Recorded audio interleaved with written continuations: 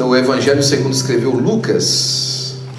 Enquanto você abre a sua Bíblia comigo, tomando o seu assento, dando glória a Deus. Glória a Deus. Eu quero agradecer a oportunidade que nós temos de vir à casa do Senhor para adorar o nome do Senhor Jesus Cristo, sabendo que foi o Senhor que nos deu essa oportunidade. Foi Deus que abriu a porta para que nós pudéssemos chegar até aqui, não é? Isso não é coisa de homem. Eu fico pensando, irmãos, tantas vezes, não é? Nós perdemos a oportunidade de poder vir à casa do Senhor, adorar a Deus por qualquer outra coisa. Eu entendo que às vezes são coisas prementes e necessidades grandes que às vezes nos atrapalham. Mas eu já ouvi dizer, né? Graças a Deus aqui não. Mas tem gente que às vezes não vem para a igreja porque está magoado com o irmão, não é? Não vem para a igreja porque às vezes não conseguiu alguma coisa que estava esperando que fizessem para ele, né? Ou então estava com alguma expectativa humana para o culto, não é verdade? Irmãos, nós viemos aqui para adorar a Deus e o Senhor está aqui para a glória do nome do Senhor Jesus Cristo, para receber a nossa adoração. O que você tem mais de especial, irmãos, na sua vida para guardar é a sua comunhão com Deus. Não deixe que nada atrapalhe a sua comunhão com Deus. Não deixe ninguém atrapalhar a sua comunhão com Deus. Não deixe ninguém impedir você de amar os seus irmãos. Mas em amando os seus irmãos, não deixe nenhum irmão impedir você de amar e desfrutar do amor de Deus para a glória do nome de Jesus. Amém? Capítulo 11 do Evangelho segundo escreveu São Lucas. E nós vamos hoje caminhar por algumas veredas da oração, não é? Se eu pudesse colocar um título nessa mensagem, eu não posso colocar porque a mensagem não é minha, é de Deus, né? Mas se eu pudesse colocar para mim, na minha vida, eu diria veredas da oração, para que a gente saiba como é que funciona o caminho da oração na vida do crente. Amém? Olha que interessante, capítulo de número 11 já começa assim: E aconteceu que, estando ele a orar em um certo lugar, quando acabou, lhe disse um dos seus discípulos: Senhor, ensina-nos a orar, como também João ensinou os seus discípulos. Amém. Glória a Deus. Fica a sua Bíblia aberta, nós vamos caminhar por aí durante algum tempo. É interessante, né, irmãos? Esse texto ele é repetido nos evangelhos sinóticos. Se você não sabe, os evangelhos sinóticos são 3 evangelhos, ok? É Mateus, Marcos e Lucas. São evangelhos chamados sinóticos porque eles são semelhantes. Eles contam mais ou menos as mesmas histórias de Jesus, os mesmos momentos do ministério terreno de Jesus, com algumas diferenças de visão, de perspectiva, não é? Ou então de quem deu aquele account, quem contou aquela história para o evangelista que está escrevendo. É importante que você saiba disso também, que os evangelhos não foram escritos durante os dias de Jesus. Eles iam lá anotando o que acontecia, né? Eles foram escritos depois por aqueles que viram o ministério terreno de Jesus e contaram para aqueles evangelistas, ou então os próprios evangelistas que estavam presentes, como o evangelho de Mateus, por exemplo, disseram: olha, aconteceu assim, foi desse jeito, né? Mateus foi assim, ele juntou as histórias de Jesus que se contava e fez um compêndio com todas as histórias que ele, Mateus, podia falar assim: olha, realmente eu estava lá, eu vi o que aconteceu, essas histórias aqui são verdadeiras, não é? Marcos, de outra maneira, ele conta as histórias de Jesus que ele ouviu de Pedro, porque ele foi ali o secretário de Pedro durante muito tempo, até Pedro ser martirizado em Roma. Já Lucas, diferente de Mateus e diferente de Marcos, ele faz uma entrevista com as pessoas que estavam presentes. Ele inclusive começa o seu evangelho falando assim: olha, ô Teófilo, eu chamei todo mundo que estava lá e eu conversei com todo mundo para que você tenha certeza das coisas que você foi informado. Então eu sentei com todo mundo, conversei para ver se era isso mesmo, para que o nosso coração fique tranquilo pensando o seguinte: aquilo que nós temos registrado é realmente o que aconteceu, não é? E aqui nesse momento, do capítulo 11, obrigado minha irmã, nós estamos começando nesse momento a avançar para o meio, para o fim do ministério terreno de Jesus, que foi de 3 anos e meio. Aconteceu que ele, estando no lugar, quando acabou de orar, os seus discípulos chegaram para ele e perguntaram para ele: escuta, Jesus, o senhor não quer nos ensinar a orar? E eu queria já fazer um parênteses aqui. Olha a preocupação dos discípulos. Os discípulos não chegaram diante de Jesus e falaram assim: Senhor, é o seguinte, olha, nós estamos precisando de um carro novo para a missão, não é? Na verdade, eles não chegaram para Jesus e falaram assim: Senhor, nós estamos precisando de um templo novo para congregar, porque dia 17 de setembro nós precisamos sair daqui. Eles não chegaram para Jesus e falaram assim, ó Senhor Jesus, nós estamos precisando de uma situação lá em casa, que isso tudo acontece e é mistério que aconteça. Isso tudo faz parte do contexto da nossa vida terrena. Mas a preocupação dos discípulos, depois de ver Jesus orar, é Senhor, como é que faz isso aí? Como é que ora? Como é que faz para que aquilo que eu digo aqui seja ouvido lá e as coisas aconteçam? Não é? Uma das coisas mais importantes, irmãos, na vida humana e na experiência humana é a comunicação. Não é? Se você mora nos Estados Unidos há mais de 5 minutos, e você mora nos Estados Unidos há mais de 5 minutos, você sabe como é importante se comunicar. Não é mesmo? Tem um amigo meu que me liga da Flórida quase todo dia. Ele fala assim, macho, olha, macho, se eu falasse inglês, eu era milionário. Porque já sem falar inglês, Deus está abençoado tanto esse irmão. Mas ele fala assim, se eu falasse inglês, eu era milionário. Porque o que me atrapalha de eu alcançar aquele montante maior, de eu alcançar aquela oportunidade melhor, é o fato de eu não saber me comunicar. O que faz com que eu consiga vender o meu produto e ele ser achado pela pessoa que compra alguma coisa positiva e necessária é o fato de eu não saber explicar para a pessoa. E sabe de uma coisa? Esses discípulos aqui nesses dias estavam crentes, viu? Porque eles falaram o seguinte, Senhor, esse negócio aí que o Senhor fez aí, essa oração que o Senhor fez aí, ensina pra gente. Como é que faz para orar desse jeito? Porque, e aí eles falaram assim, porque é o seguinte, ó, João ensinou, aqui era João Batista, né? E ensinou os seus discípulos a orar. João já falou dessa comunicação aí, a gente quer saber também como é que funciona na sua perspectiva. E aí Jesus fala para eles, aquela oração que você já conhece, versículo de número 2, fala assim, ó, quando vocês orarem, vocês vão dizer o seguinte, Pai, ou Pai nosso, né, santificado seja o teu nome, venha o teu reino, dá-nos a cada dia o nosso pão cotidiano. Eu estou aqui na Almeida Revista Atualizada. E perdoa os nossos pecados, pois também perdoamos a qualquer que nos deve. E não nos conduzas em tentação, mas livra-nos do mal. Jesus fala para eles assim, existe um modelo para orar. Existe uma fórmula de oração. Algumas tradições religiosas durante a história da humanidade tomou esse modelo de oração como uma forma única de orar e transformou uma oração em uma reza. Mas aqui Jesus não está dizendo que todas as vezes que você orar, você vai dizer isso. Mas todas as vezes que você orar, os elementos da sua oração devem ser esses. E a primeira coisa que se faz numa oração é cumprimentar quem você está falando. Não é? Com o que você está falando quando você ora? Para que você está abrindo o seu coração e a sua boca? Não é? E aí que está. Dependendo de para quem você está abrindo o seu coração e a sua boca, é diferente a sua comunicação, não é mesmo? É diferente do jeito que você fala. Não é? Você fala com o seu colega de trabalho do mesmo jeito que você fala com o seu chefe? Não. Você fala com o seu pai do mesmo jeito que você fala com o seu irmão, com a sua irmã? Não deveria. Não é? É o seu pai e a sua mãe. Nós temos diferentes formas de manifestar aquilo que a gente está falando. E aqui Jesus fala o seguinte, olha, você quando for orar, reconhece com o que você está dizendo. Chama Deus de Pai. Ele é seu Pai. Você tem um Pai em Deus. Você tem um Pai amoroso, um Pai cuidadoso, um Pai que te quer bem. Um Pai que enviou o melhor que Ele tinha lá para que você tivesse um caminho para que as suas orações fossem ouvidas. E Ele fala assim, santificado seja o teu nome. E santificação, às vezes por diversas vezes as pessoas entendem santificação como um processo metafísico, ou então uma coisa de áurea, de espiritualidade visual. Mas santificar significa separado. Ou seja, eu trato o nome de Deus não como um nome comum na minha boca. Eu trato as coisas de Deus, a minha comunicação com Deus, não como uma comunicação comum. Eu falo, Senhor, o seu nome é santo, eu reconheço quem o Senhor é. Na minha fala com Deus, eu mudo a maneira como meu vocabulário se expressa. Né?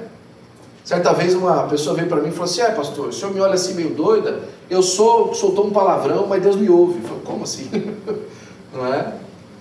Não santifica o nome do Senhor. não tem as coisas de Deus e a sua maneira de se conduzir a Deus com uma forma santa. E aí Jesus reconhece que, antes disso, ele falou assim, olha, a nossa necessidade aqui hoje é que o teu reino venha para cá. Irmão, a sua maior necessidade hoje não é seus documentos da América aprovados, por mais que sejam uma necessidade talvez. A sua maior necessidade hoje não é a sua conta bancária positiva, apesar que talvez hoje seja uma necessidade. A sua maior necessidade hoje não é o seu carro quitado, apesar que talvez seja uma necessidade hoje. A sua maior necessidade hoje não é a sua saúde, apesar que seja uma necessidade hoje. A sua maior necessidade é que o reino de Deus venha. E eu te explico por quê. Porque no reino de Deus existe saúde. Porque no reino de Deus existe estabilidade e equidade. Porque no reino de Deus todos nós somos filhos, não é? Irmão, eu não sei você, mas você já viu como vivem os filhos de um rei? Você já viu a qualidade que tem de vida os filhos de um rei? Então a melhor coisa para você hoje não é buscar talvez um documento dessa nação ou algum benefício que essa nação pode te dar. O melhor para você ter hoje é descobrir que você está vivendo na dimensão do reino de Deus, porque o reino de Deus veio até você. Depois disso ele reconhece as outras necessidades. Fala assim, olha, o pão nosso de cada dia nos dá hoje. E ele entende que essa necessidade é uma necessidade física. As necessidades humanas do dia a dia, de você andar bem vestido, de você comer bem, não é? E graças a Deus esse país nos fornece tanto disso, não é verdade? É difícil passar fome na América, não é? Não estou dizendo que não tem gente que passe, mas é difícil passar fome na América. Meu amigo, o McDonald's aí, $2,69, você compra um double cheeseburger, não é? E eu sei o preço porque eu sempre passo lá. Não é? Você tem acesso à comida. Você tem acesso a tantos benefícios que essa nação nos dá. Isso tudo porque alguém já orou sobre isso e Deus tem abençoado essa terra, dando o pão nosso para nós. Mas eu quero ir mais para frente porque o cerne da questão não está aqui ainda, não é? Outra coisa que Jesus fala é sobre o perdão dos pecados. É outra necessidade que às vezes a gente não reconhece. Olha, você já parou para pensar onde é que você estaria se você não tivesse recebido o perdão? E talvez o perdão de Deus para você seja uma coisa metafísica ainda, não é? Como eu falei agora há pouco.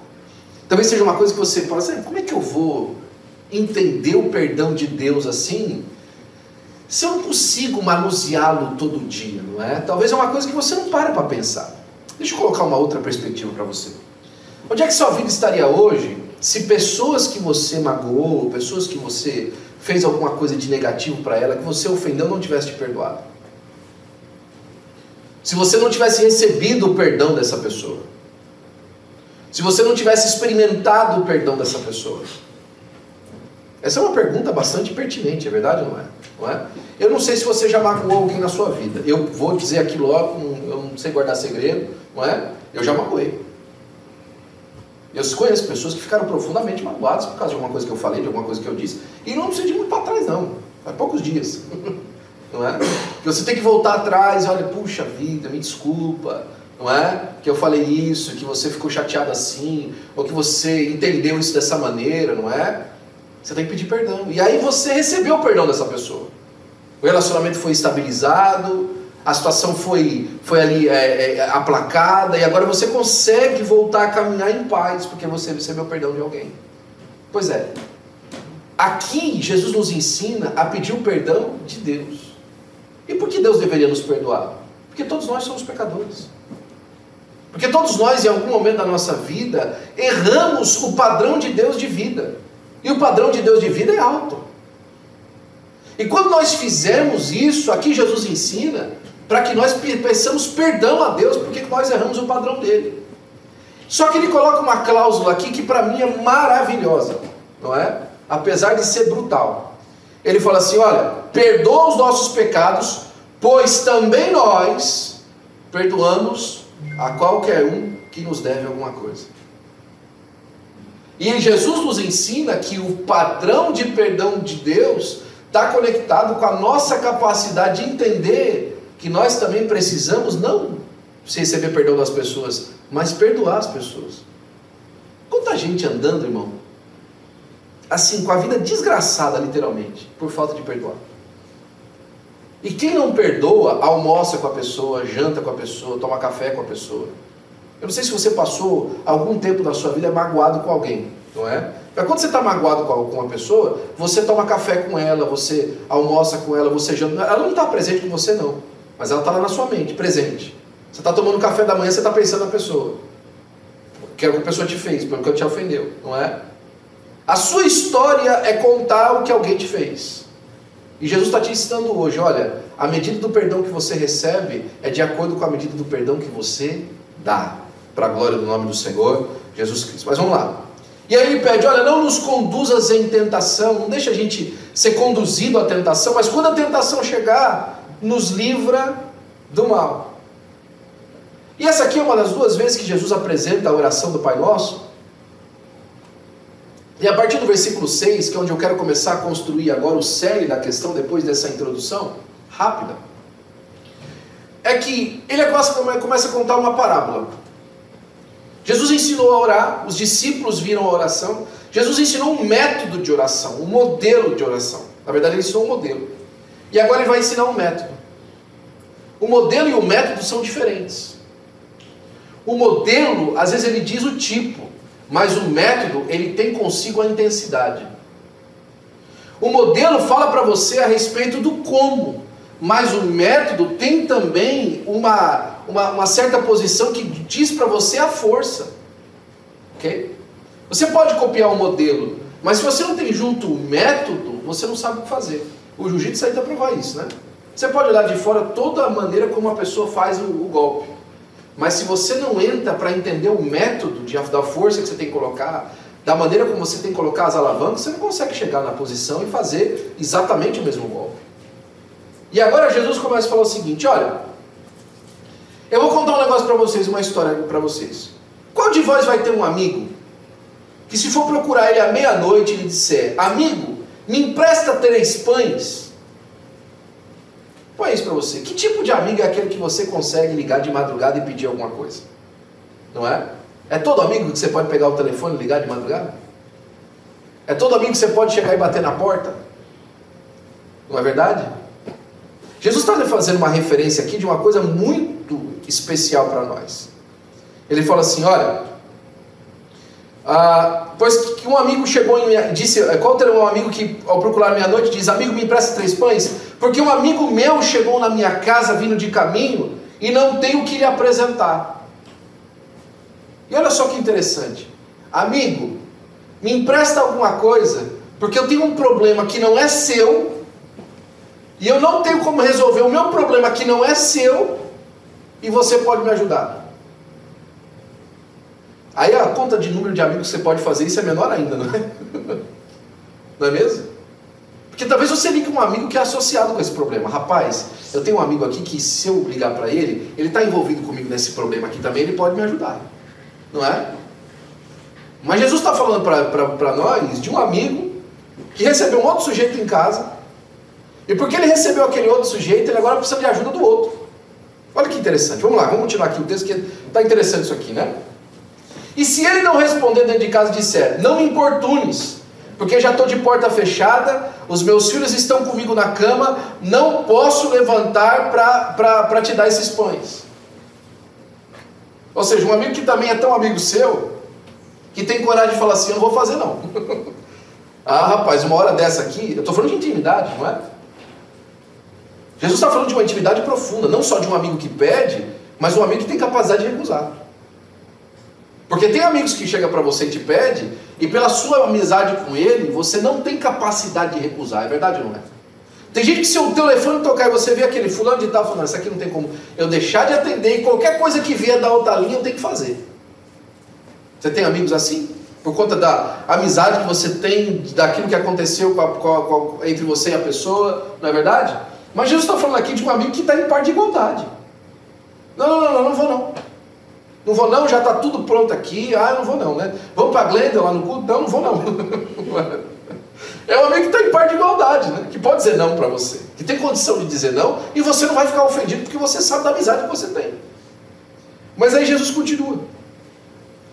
Digo-vos que, ainda que não se levante para te dar os pães por ser teu amigo, vai se levantar, todavia por causa da sua importunação, e lhe dará tudo o que for necessário.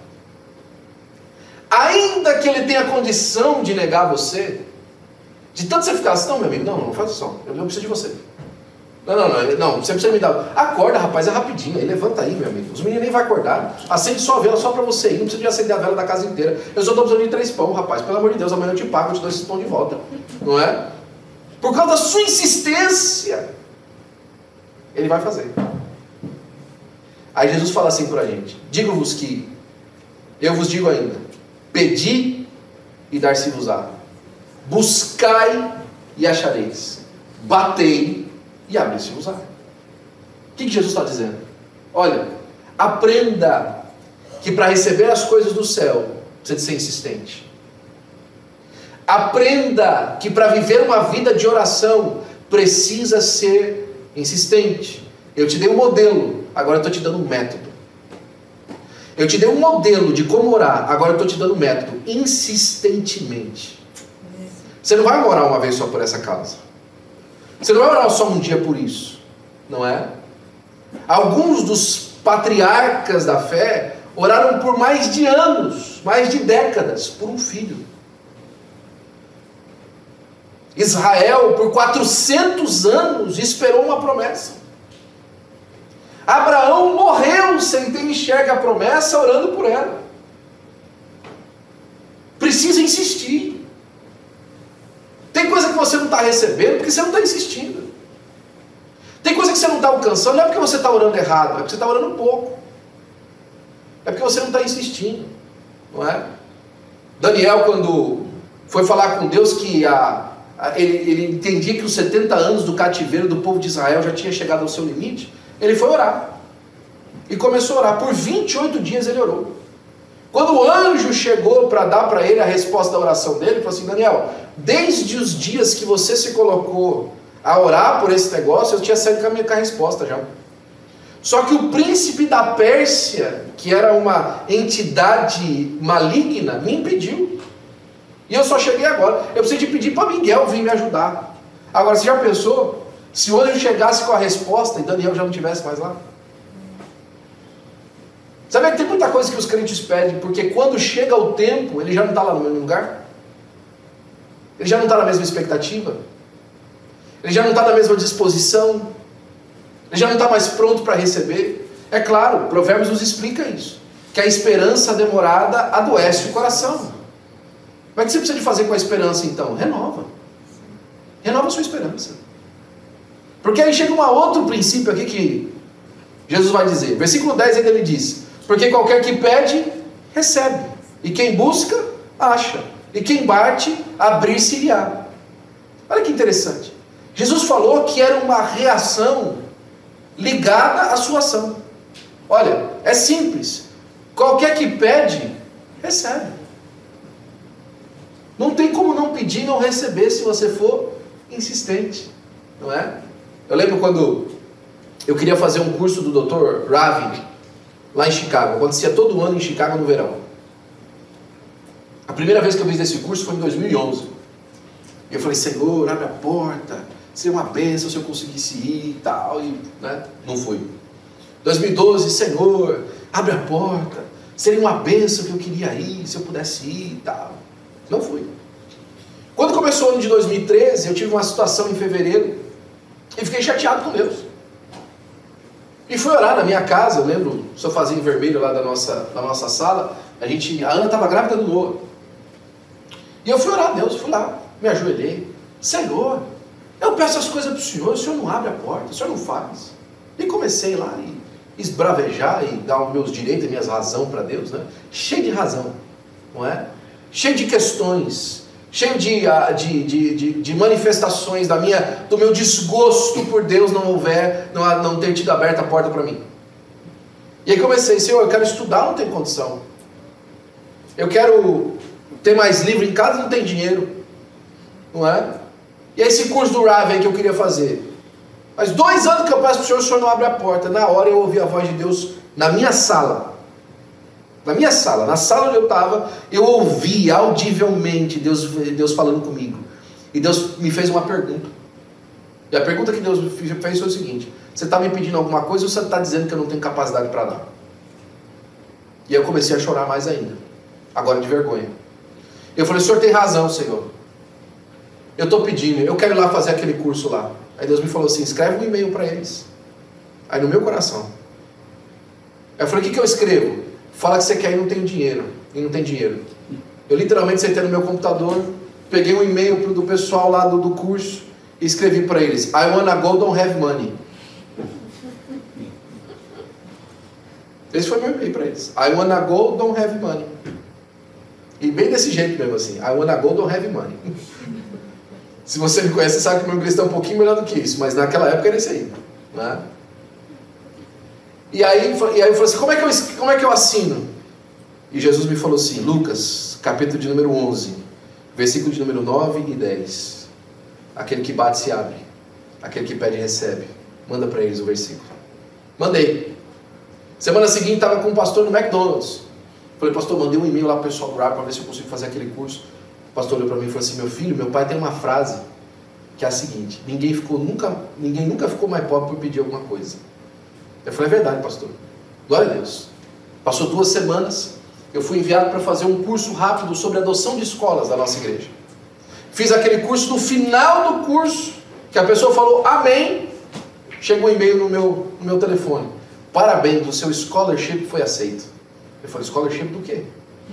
Aí fui ver o e-mail, era o curso de verão que eu queria fazer do RAV. E aí eu comecei a ligar, porque eu achei que era igual no Brasil, né? Olha, você foi aceito, você vai ter que pagar só 80% do curso e mais $15 mil de taxa de inscrição. Eu falei: não deve ser assim, né? Não. Por fim, eu fiquei back and forth de e-mail com a pessoa, mandando e voltando. Por fim, o último e-mail que a pessoa mandou foi assim para mim: olha, só vem, tá tudo pago, sua estadia está paga, sua comida está paga e o seu curso está pago, só aparece aqui no dia tal para fazer o curso. Olhei para o lado, olhei para o pastor Cássio, estava junto comigo no carro, falei: Cássio, você não vai acreditar, meu amigo, os caras me deram um curso lá para mim fazer. Rapaz, desde quando você me falou no ano passado, eu queria tanto que você estivesse fazendo esse curso, meu amigo. Olha, sinceramente, eu queria ter contribuído para você fazer, mas é muito caro. Então faz o seguinte: agora que você conseguiu o scholarship, eu te dou as passagens para você ir para Chicago. Falei: glória a Deus.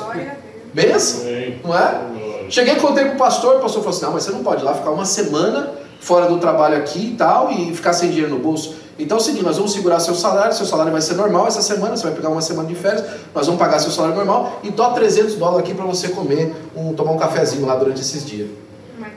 Glória a Deus, comecei o McDonald's.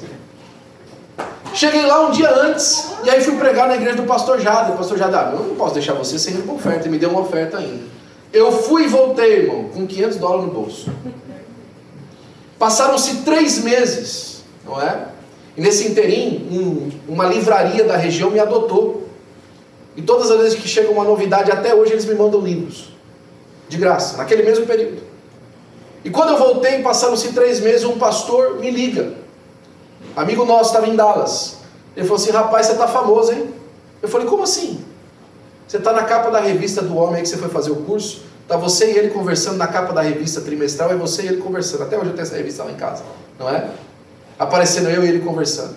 Quando eu olhei a capa da revista, Deus falou assim para mim: aquele que pede, recebe. O que busca, encontra. O que bate, se abre. Aleluia. Deus opera na nossa vida quando a gente tem insistência naquilo que Deus prometeu para nós, para a glória do nome de Jesus. A partir do versículo 11, Jesus muda o relacionamento. Olha só que interessante. Ele primeiro dá um modelo, agora ele dá um método. O método é a insistência. E agora ele vai dar ainda mais uma parte do tipo de relacionamento que a gente tem. E aí ele começa o seguinte: qual o pai entre vós? Ele se relacionou com os amigos, agora ele veio ao cerne mais íntimo da relação humana, a família. Qual o pai entre vós, que se o filho pedir pão, vai dar uma pedra? Ou também que se pedir peixe, lhe dará por peixe uma serpente? Qual é o pai em são juízo? Eu não estou dizendo pai fora do juízo, porque pai fora do juízo tem um monte. Mas o pai, a maioria, o pai em são juízo, que o filho está precisando de um pão, ele vai dar para o filho uma pedra. Come essa pedra aí, criança. Para ver o menino quebrar os dentes na pedra, não é? Ou então que o filho pede um peixe e o pai vai dar uma pedra.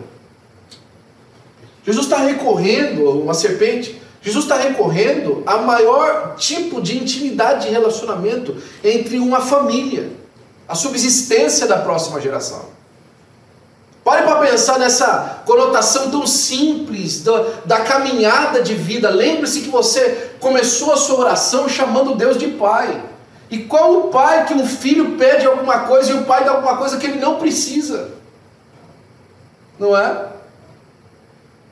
Quando meu filho ou minha filha, principalmente a pequenininha, né, a biscoitinha, a Nádia, ela pede pão, minha família está aqui para comprovar isso, né? Ela fala pão puder butter, não é? Pão já põe a manteiga já no pão, né? Pai, eu quero pão puder butter, né? Esse é o jeitinho dela de falar que ela quer pão com manteiga, não é? E ela tem o pãozinho dela que ela gosta, que é aquele Hawaii, não é? E ela não gosta do pão com casca em volta. Na verdade, se você vai dar aquele outro pão para ela, pão de forma, tem que tirar a casquinha do lado, porque ela não come a casca. Não é? Agora o pai, quando vê isso, pede o filho, que o filho quer comer aquilo ali, qual o pai que já não está disposto a dar o pão que o filho vai desfrutar melhor? Não é simplesmente o pão, mas é o melhor pão. Não é simplesmente o peixe, mas é o melhor peixe. Não é? Não é simplesmente o pão, então pode ser o pão embolorado. Não, é o melhor pão. Pode ser o peixe, então pode ser o peixe passado. Não, é o melhor peixe, é o mais fresco. E aí ele resume dizendo aqui no versículo de número 12, né? Ele ainda diz no versículo de número 12, ou também se pedir um ovo, lhe dará um escorpião. Olha só, uma coisa que vai vai ser nociva à criança. Versículo de número 13. Pois se, sendo maus, sabeis dar boas dádivas aos vossos filhos. E aí Jesus, mais uma vez, explica as profundezas do nosso coração.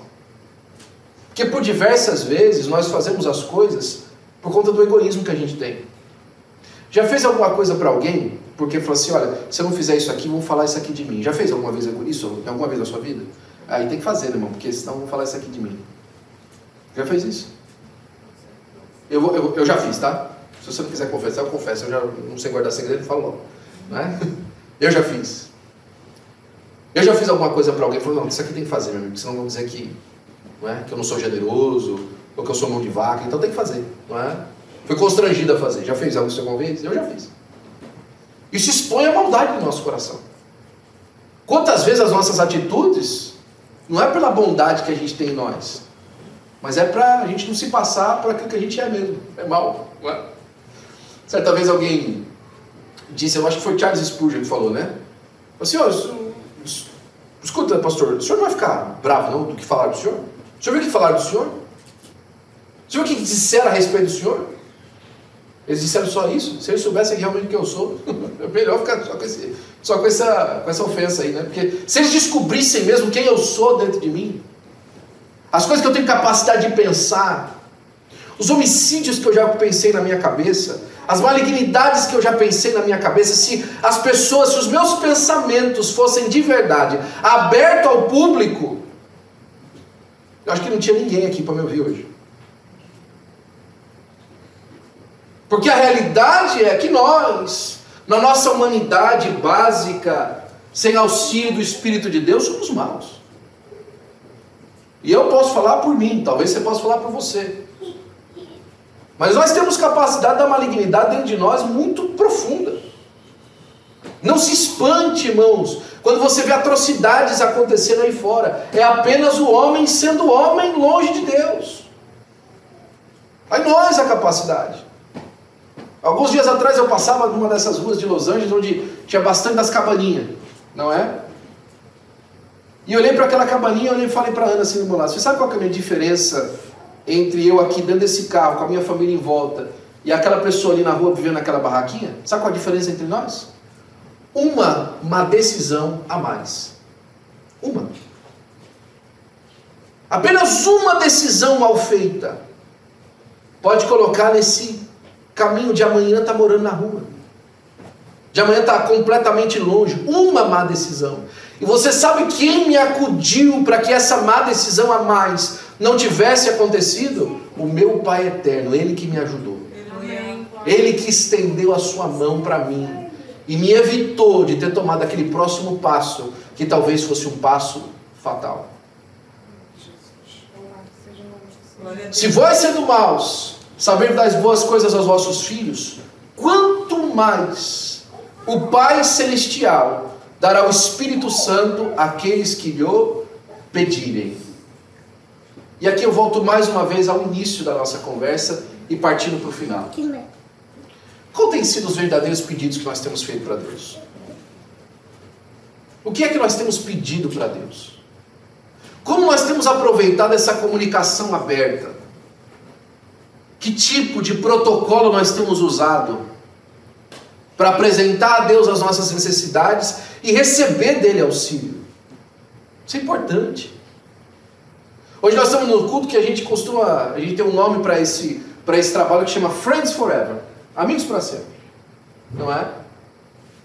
É um culto onde nós celebramos a nossa amizade com Deus e expressamos que nós queremos ser amigos das pessoas, não só hoje, mas para sempre. Eu quero morar no céu com você, meu amigo.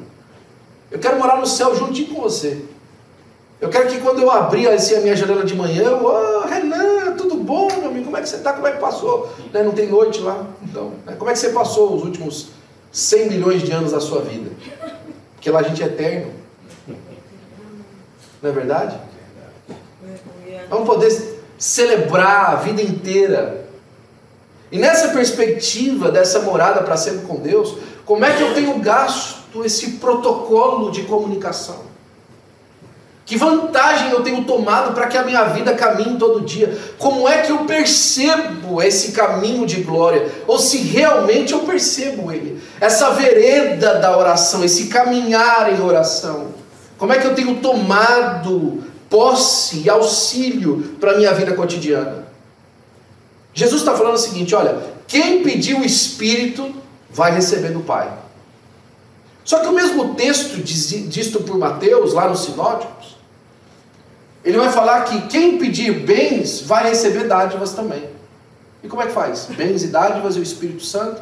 Como é que a gente ajunta isso? Tem uma passagem em Juízes. É um dos casamentos mais bonitos da Bíblia.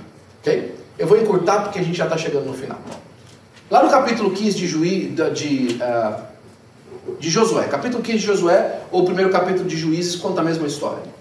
Vai dizer sobre uma cidade que não se conseguia tomar durante a posse do povo de Israel ali naquela região que eles estão hoje. Quando eles começaram a assentar o povo, tinha um lugar que nenhuma cidade, ninguém conseguia entrar naquela cidade. E aí o Caleb, que era o chefão daquela região, falou assim, tive uma ideia. O capitão que conseguir com o seu exército vencer aí as trincheiras dessa cidade e ganhar a cidade, eu vou dar minha filha em casamento, eu vou dar Acre em casamento. E aí quem conseguiu foi um tal de Otiniel. Otiniel era um capitão de uma região que chamava Negev. E se você for pesquisar o Negev depois lá, irmão, Negev é um lugar deserto lá na região de Israel. Pensa num lugar ruim. E foi o rapaz de Negev que ganhou a Axa. Onde é que morava a Axa? No sopé do Monte Hebron, o lugar mais top que tinha lá na região, não é? Morava em Alphaville, o cara da Zona Leste, não é?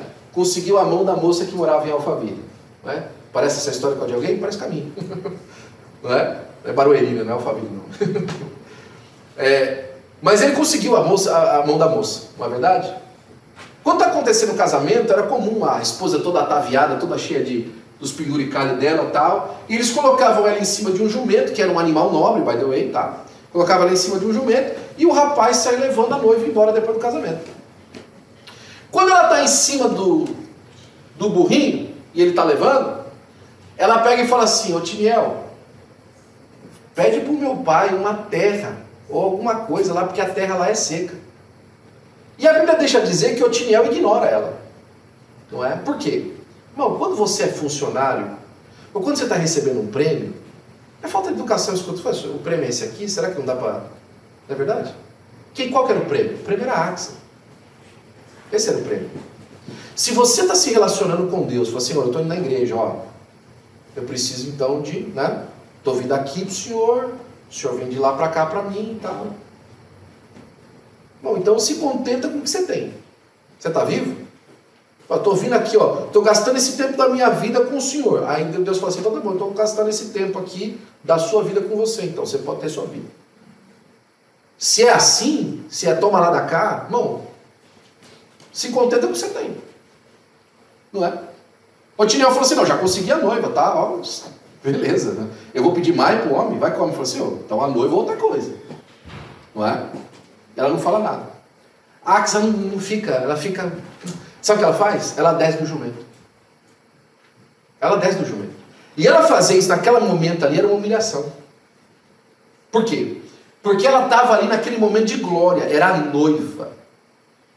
A noiva era o prêmio maior.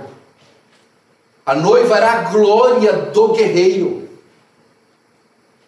Mas ela não fica feliz com aquilo. Ela não fica satisfeita com aquilo. Ela desce do jumento.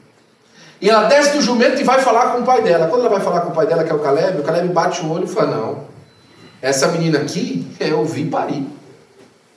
Essa menina aqui corria atrás de mim quando eu chegava com os camelos aqui com água. Essa menina aqui me acompanhava lá no pasto quando eu estava apacentando as ovelhas.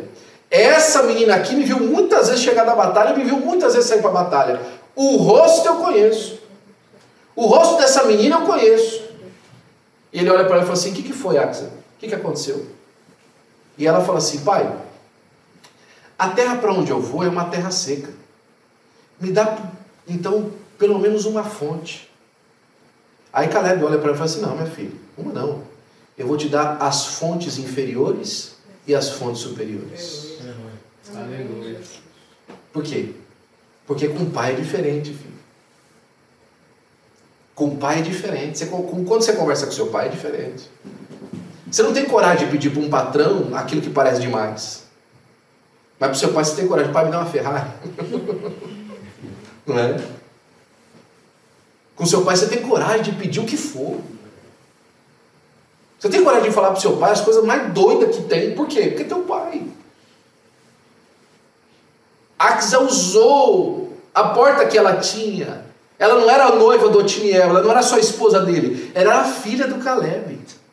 Ei, você não é membro de uma igreja, você não é participante de uma religião, você é filho de Deus. Aleluia.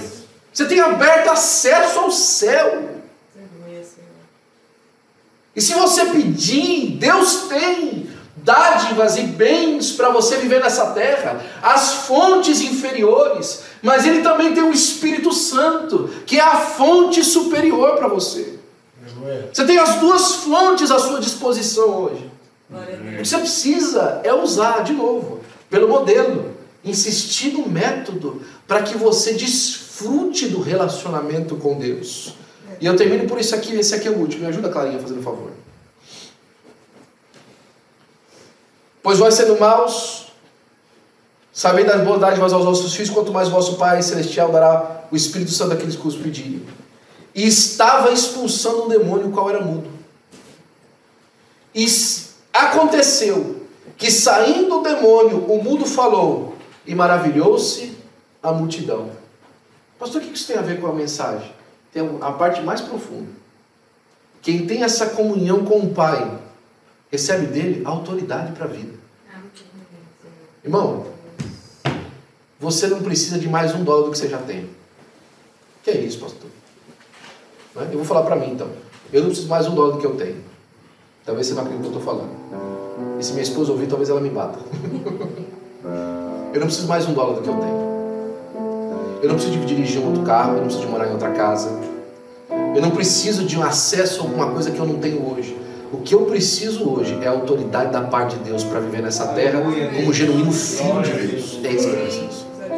A vereda da oração nos faz aprofundar na comunhão que a gente tem com Deus, para viver coisas extraordinárias nessa terra e desfrutar do poder dele aqui. desfrutar das coisas de Deus aqui, desfrutar da perspectiva, da visão, da experiência com Deus nessa terra, nesse lugar, para a glória do nome do Senhor Jesus Cristo. O que você precisa hoje é estreitar a sua comunhão com o Senhor, é entrar numa oração mais profunda, é entrar numa comunhão mais profunda, mais intensa, mais insistente, e começar a se relacionar com Deus, como se um amigo tivesse chegado à meia-noite na sua casa, e você não tem recurso para oferecer, mas você sabe que o seu amigo, o Senhor nosso Deus, Ele tem para te ajudar. Aleluia. De você chegar na sua situação e perceber que você não aguenta mais um instante, mas saber que o seu Pai tem recurso para você, para que você possa viver na dimensão da autoridade de Deus na sua vida, para a glória de Jesus. Fique de pé, por gentileza, eu quero orar por você. Glória a Deus.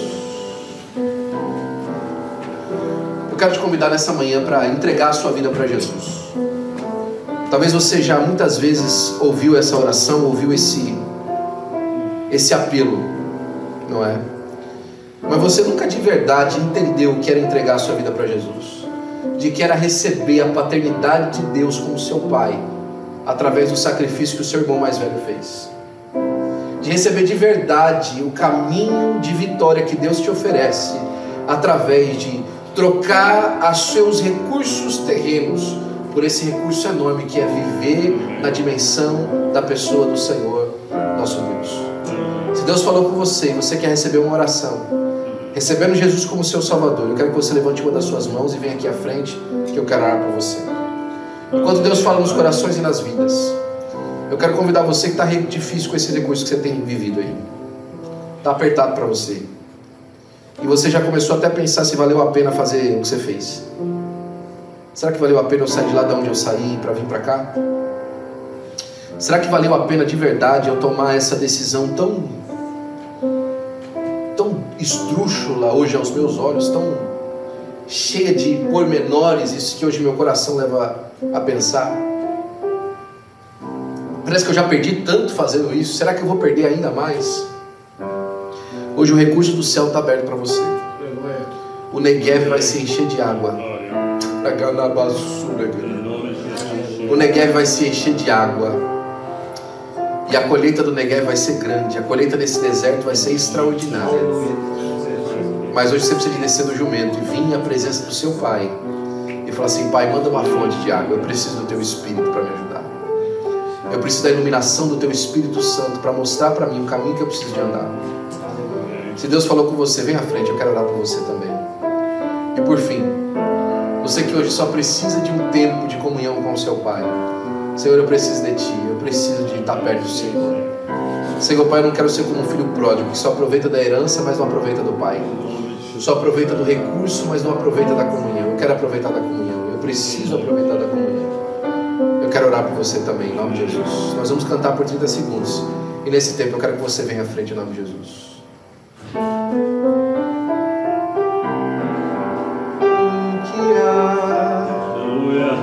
Dentro de mim necessita ser mudado, Senhor, porque tudo que há dentro do meu coração necessita mais de Ti. Renova-me, aleluia. Renova-me, Senhor Jesus. Já não quero ser igual. Renova-me, Senhor Jesus. Põe em mim teu coração, porque tudo que há dentro de mim necessita ser mudado, Senhor.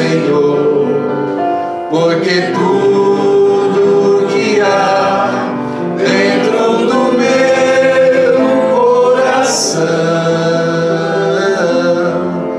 necessita mais de ti.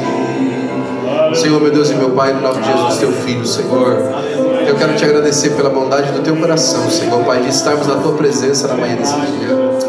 Senhor, Pai, visita os corações e as vidas, Senhor, aqueles que tomam, Senhor, Pai, a decisão de receber de ti, Senhor, Pai, graça, unção, poder, transformação, Senhor, da mente e do coração, Senhor.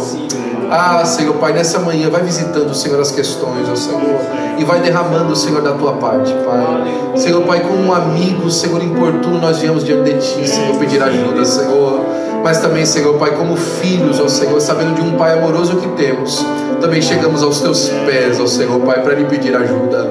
Ah, Senhor, o Senhor sabe da nossa real necessidade, poder, Senhor, poder da tua parte, Senhor, poder, Senhor, Pai, para vencer as barreiras, poder, Senhor, Pai, para andar nos teus caminhos, ó Senhor, poder para desfrutar de ti, Senhor, Pai, receber do Senhor a graça, a unção, Senhor, a vitória, a transformação da nossa vida, Senhor.